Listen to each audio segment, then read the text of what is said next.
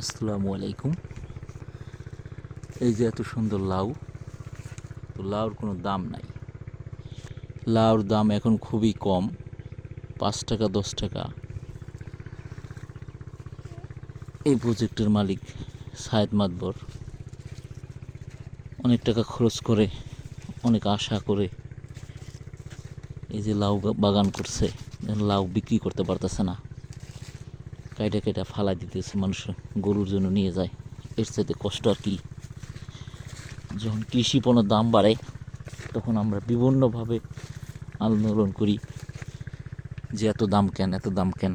কিন্তু যখন কৃষক দাম পায় না তখন আমরা কেউ তার খবর নেই না। এই যে কত লাউ ধরে আছে, বড় হয়ে যেতেছে, কিন্তু কাটার কোনো রকম সিস্টেম নাই। এর আগে একদিন দেখছি কেটে কেটে কেটে কেটে সব ফালাইছে। এই লাউগুলি ফালাই দিলে কি লাভ? কৃষকের মাথায় হাত, কিন্তু কিচ্ছু করার নাই।